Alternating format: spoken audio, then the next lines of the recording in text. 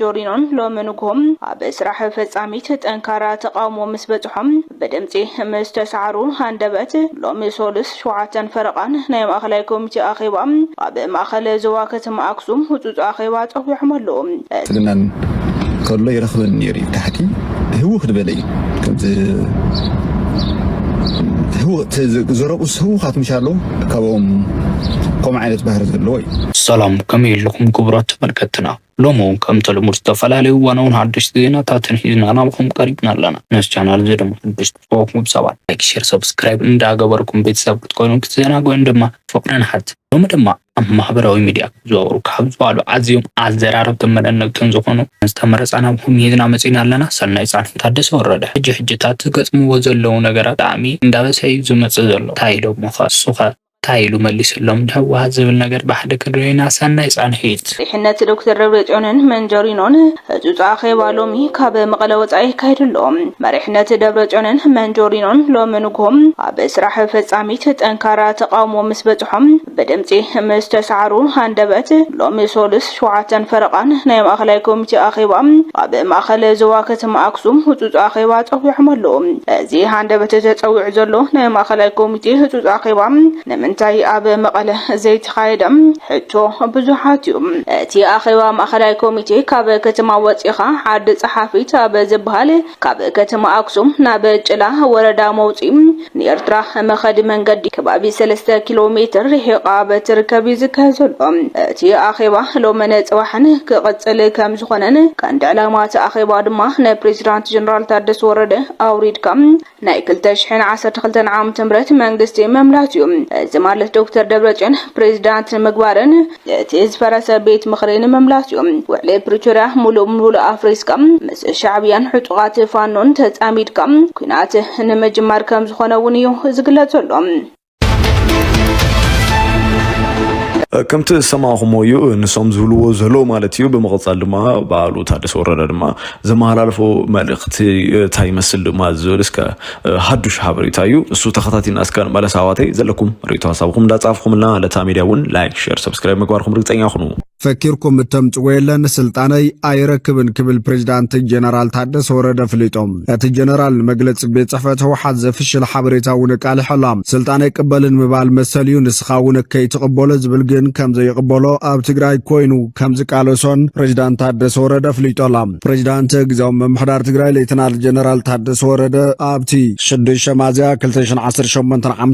ድሕሪ ቀትርን ሚድያታት ዝሃቦ መብርሂ እቲ ዝተሰርሐ ሓቂ ክዕበት ከም ዘይኽእልን እቶም ኣብቲ ጸብጻብ ዘቕረቡ ምስልታት ውናይ ቅርባ ግዜ ምስልታት ምዃኖም ብምግላጽ ነቶም ዘሎ መሓንቆታት ክጽብጽቡ ብዘይምኻሎም ግን ናይ ፌደራል ሚድያታት ክፍተት ኢሎም ብሰንኪ ዝተፈጸመልና ክልከላ በጀት ምድሓኒት ነዳዲ ኾን ካልኦት መሰረታዊ ነገራት ትግራይ ኢራን እግራን ጣሚራ ኮፍ ከም ዘይበለት ዘመላኸተ ምዃኑ ዝሓበረት ፕሬዝዳንት ዋላኳ ኣብ ስራሕን ተሃለና ግና ናይ ነዳዲ መድሓኒት ናውቲ ማሽነሪታት በጀት ክልከላታት ግን ክግለጽ ነይሩ ወይሉ ኣብ ዓመታዊ ጸብጻብ ግን ብግልጽ ምቕራብ ኣብርሄላም ህዝቢ ትግራይ ብሰንኪ ዘሎ ኩነታት ናብ ኩናት ክነኣቱ ዲና ዝብል ስጋት ሓዲርዎ ከም ዘሎ ዋጋ ከፊሉ ካብ ዝሃነፀ ዓዲ ተገሊሉ ተስፋ ሲኑ ወዘተ ዝብሉ ኣብቲ ናይ ሚድያታት ጸብጻብ የለን እዚ ድማ ናይተን ሚድያታት ጸገሚው እዚ ይሕለፍ እዚ ይትረፍ ከም ዘይበለን ናይተን ሚድያታት ስራሕ ምዃኑን ገሊጾም ኣብ ምንዋሕ ስልጣን ፕሬዝዳንት አመልኪቱ መብርህ ዝሃበን ትኾን ብመሰረት ውዕሊ ፕሪቶሪያ ቅድሚ ስልጣን ፕሬዝዳንት ምንውሑ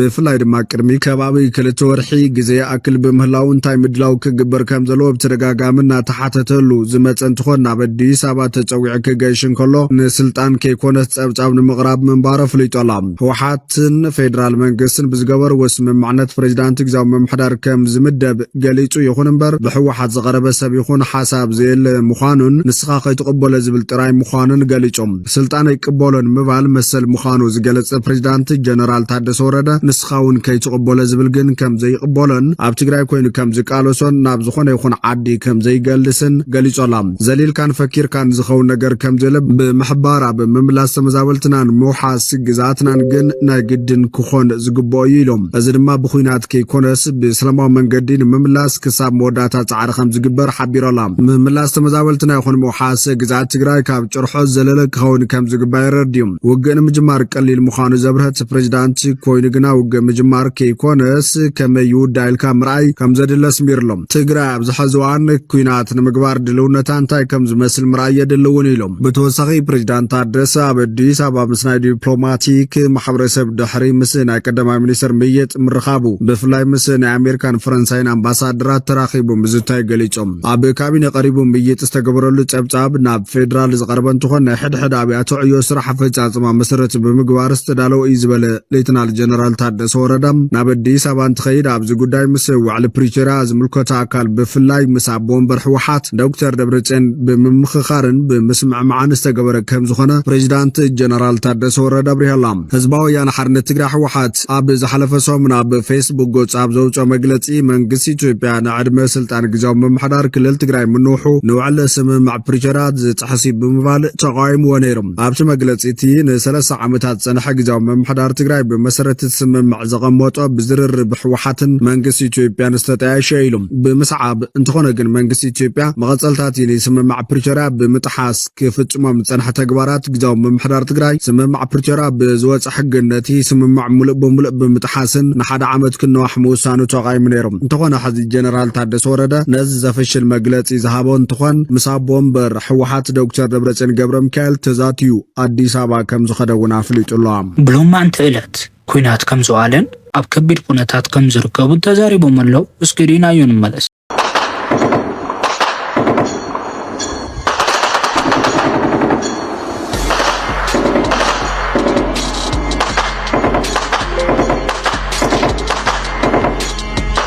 أشوف صلت كم تعزبوا زلهم أزي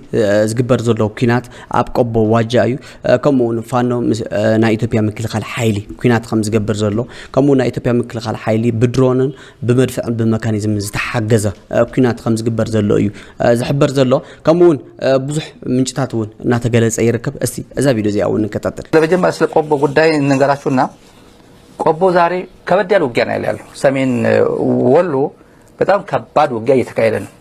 بدرون ነው በመካናይዝ በመድፍ ነው እየተዋጋ ያለው በዛ ጋጣሚ የጌታቸው ታጣቂዎች የሚባሉት አፋር ወደዛ ሄዱና አግዙ ተብሎ ወደ መከላከያ ተወስዷል ወደ መከላከያ አግዙ ተብሎ ተጠርቷል ምን ያህል እንደሄዱ አልሰማንም ግን ወደ መከላከያ ሰራዊት ተቀላቅለው ውጊያ ላይ የተሳተፉ እንዳሉ አጌነስ ፋኖ የተሳተፉ እንዳሉ ሰምተናል የቆቦ ውጊያ የተካሄደበት ዛሬ ገና ነው አመሻሽ ውጊያ ላይ ያሉት ቀመሌ የሚባል ልዩ ቦታ ከተሳሳትኩ ስፔሊንግ አርሙኝ እዚህ ላይ ዩቲዩብ ላይ ያላችሁ ቆቦ ቀመሌ የሚባል ቦታ አቦሆይ ጋራያ የሚባል ቦታዎች ላይ የነበረው የብልጽግና ጦር ተራሮች ላይ ነበር ተብሏል እና ከተራሮች የፋኖ ኃይሎች ወደ ተራራውን አስለቅቀው ሙሉ በሙሉ ወደ ሜዳ አውጥተውታል የተባለውና ይሄን ከደረገ በኋላ በድሮን ከባድ ጥቃት ያደረገ ይገኛል ብዙ ውጊያው በመድፍና በመካናይዝድ ነውና መከላከያ እንደረዳት ብሎ የጠራው የሐራ መሬት ያው አፋር የነበሩት የነጌታቸው ታጣቂዎች የሚባሉት ኑና አግዙ ተብለው ለእርዳታ ወታደራዊ ገዛ ለመስጠት ወደ ዞብል አካባቢ መጥተው ነበር አንድ ለየት ያለ ዜና ይሰማነው ከዛ ለየት ያለ እንደምንም ተሳስታችሁም ቢሆን አንድ ጥይት ወደ ቲዲኤፍ እንዳትተኩሱ የሚል ትዕዛዝ ነው የተሰጣቸው እነዚህ ሐራ መሬት የሚባሉት በዚህ አጋጣሚ ወደ መከላከያ አካባቢ ሆኖ ወደ ቲዲኤፍ ከተኮሱ ማዶ ቲዲኤፍ አለ ወደ ቲዲኤፍ ከተኮሱ ነገሩ ተለኩሶ በቀጥታ ቲዲኤፍ ጥቃት ይፈጽምብን ስለሚችል ምክንያት አድርጎ ጉድ ሊያደርገን ስለሚችል ተሳስታችሁም ቢሆን እነዚህ ሐራ መሬት የሚባሉት ወደ ትግራይ ወደ ቲዲኤፍ እንዳትተኩሱ ብሎ አዛዡ መልእክት ሰጥቷቸዋል እንዳትኩ ዛሬ ከዛ የሰማነው ነውና እሺው ትልቲ ከም ሰምዑ ዘለኹም እዩ ኣብ ሰሜን ወሎ ከቢድ ዝኾነ ኩናት ከም ዝተላዕለ ኣብ ቆቦን ዋጃን እዚ ማለት ድማ ኣብ ዶብ ትግራይን ኣምሓራን ማለት እዩ እዚ ኩናት እዚ ምስ ፋኖን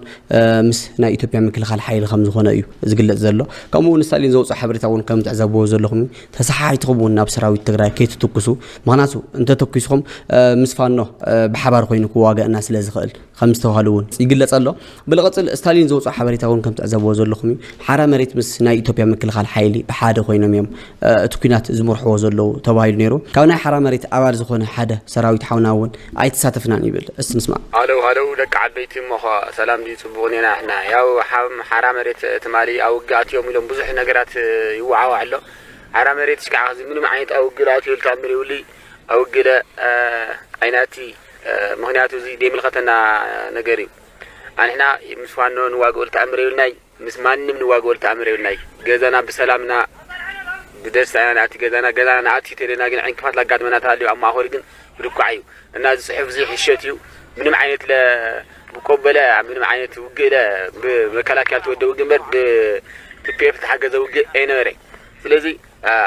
ولدنا عودهم كلهم نا حرام ريت دقفت بمولهم عودهم من معينة وجه هم دين وري نا نقرأكم ذات صحف زي جن حشت مهانا بلوا أو عوايد يعني حشوتي من معينة وجاي نوري مكلاكال ودو جنبر بحرام ريت من معينة وجاي شو تقولت كم تسمعوا زلهم إذا حاولنا زون ناي حرام ريت أباليو نفلطون بوليتيكا ما قبل زعبا تግራይ استزارو أيال زربالو سن إلنا سمعنا يوكن ملاسينا سنة يصحي سامونغو إيرتران تግራይን ብልጽግናን ከሎ ይረኽብን ነይሩ ታሕቲ ህው ክድበለይ ከምቲ هو زرب هو خاتم شالو كابوم قوم عينت بحر زلو وي دحر زسئلي اوصيم مودلو قوم عينت هو خذ بدن دحر تخينو سي مالتي بمثل ግን አይፈልጣኒ honestly እጅሽዑ ኣብተሽዑ ግዜ ግን ዘሞድን ዘምህረት ዮሐንስ መኻኑ ተሓበሬታ ሞር ሓደ ግዜ ዝመፀና ዝነበረ ሓበሬታ ዳርጋ ዘሰይም እዩ እጂ ንዓይ ዘለና ሓበሬታ ዘሞዱ سمو خانو بعد سامسون هاي الحجز ጋዜጠኛ ኣብ ጀርመን ዘሎ ምስኡ ሰርሖም ዝነበሩ ብዙሓት ሰባት ኣለው ባይዶ ስነጥበኛታት ኣለው ገለመለ ሕጂ ኣድሚን እዩ ናይ ብዙሓት ኢኮኖሚስት ኣካውንት ናቱ እዩ ግን ኣድሚን ሕጂ ዘለና ዋልታ ሃገር ኣድሚንስ ነይሮም እዮም ቅድም ስግለት ዝሰርሑ ነይሮም ዓበይቲ ድሕሪው ኣስመራ ምስኮርክ ብሙሎም ኣለዮም ማለት እዩ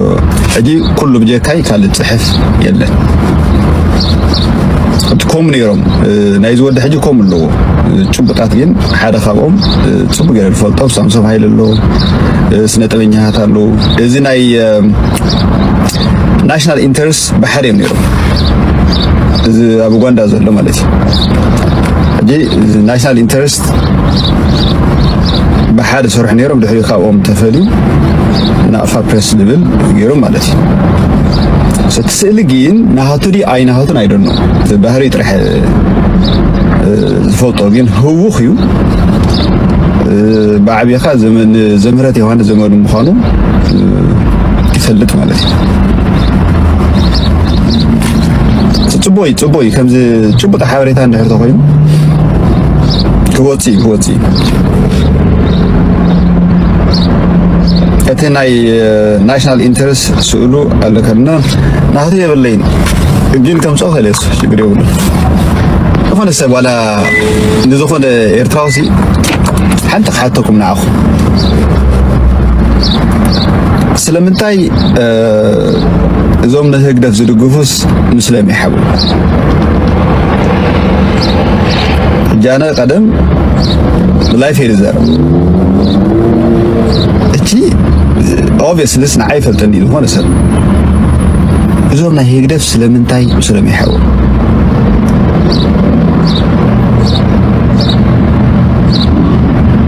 زي هون سر كزار ولا دلي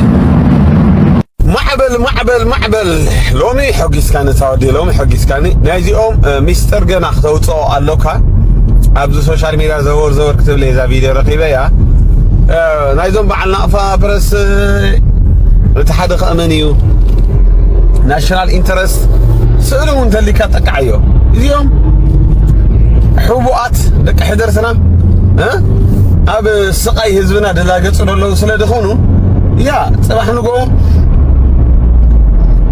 متحساب زبان ነገር አለ حساب مورر አድባላለው عدنا بحقن قوامن كتبحدرا ኤርትራ ያ በዲሞክራሲ ክትከይዳ ማለት አምባገነን ክጠፊ ሽዑ ሕተት እዮም ማለት ተረዲኹኒ ንኹሉ ግዜ ሎ بالمتحف ቅዱስ ዞም ሕጂ ለላገጹ ደሎ ኣብ ስቃይ ህዝቢ ኤርትራ ኮቦሮ ዳሃር ሙደሎ ከም ዓጂን ጀይ ጽባሕ ተራኸበና በኤርትራ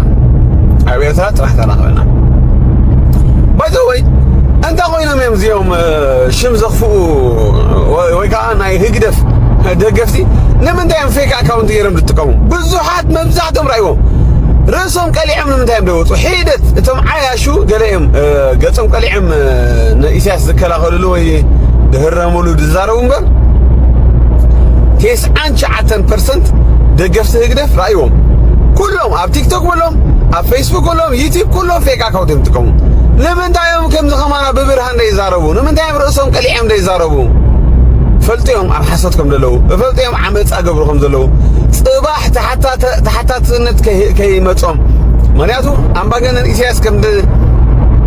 دور دق فلتيهم سلازي كاب تحت سنت كهادم انت يقبرو قصم يحبو سلازي حقنيا سب كن قص قليعي يدمص قص قليعي الزارب بقى ابالا مالت ياغي غارت حقي سلازي ازوم تحابيهم تتصلموا دلهم قال اين ركبنينا قاللكم يتحسب نو ناي معالت غداي طراي تدي كوينو كتقاليو ازخا نغويتنا املاخنا مدحنا يسكسوس تازازي بقى زي جهاد ነገር የለለቅ አብጸልማት ተሰርሐና ብርሃን ደይወት ነበር ናይ ማዓልት ጉዳይ ጥራይ እንግዲህ ነው ተጋለጽ ማለት ስለዚህ አይ ተፈለጥናን ገለ ይልኩም ዘይልኩም በቃ ስም ተخفፉ ገለ ከምዛና ናፋ ፕረስ ቀሲል ይድመጻኩም ወቆስ አነ ብዙህ ከመካ አይደለም ያብከም ዝስለ ገለ መርበብ በጣም ያحያል ጨንፈር አለውን ሰባት አለውን ገለ አጣጣጣ كابا لو يدرخبكم كساب حجي ثلاث ساعات رخيبه له شم دخفو زنورو فيك اكاونت غيرو اقالي عيو مالتي نتراسب قلمله 100 فولور ذكر عايده لك عندي غزي يطفني صلوت دبالهم بعد زي ناشونال انترست بعد نعفا بريس عبيت شانل لهم 140 قال شي فولور دلهم نعم انت دلي واغا حقيقه ስለዚህ ريهم كلتسو من دخون واغا خفيله مانيو قلمله اصاري ببزح مصنعت تاكتيك غير رخيبه يوم علي موداتا غنا خلو اندو وصالو بزح غنا خنا وصينا يصبي دلو مرجح قبولنا خلو الصباح ስለዚህ ማዕበሊኖ በርተዕ ቀጽል አነኩ حق ዘረባ ሕጉስ አይ ነበርኩን በዚ ወላ ብዝቃል ስለቲኻ ብዙሕ አይ ዓገብኩን ምክንያት ሓደ ይቕሬታ ኣይሓተትካ ምክንያቱ ሲ ክንደይ ሰብ ኢኻ ኮ በዲልካ ማዕበል ክንደይ ሰብ ፀሪፍካ ክንደይ ሰብ ሓቆዋሪትካ ክንደይ ቤተሰብ ንሕብረተሰብ ኣከሎ ግዜ ሓደ መዓልቲ ክትላግፅ ጸሎም ርኢካ ባናና እንዳቐረፍካ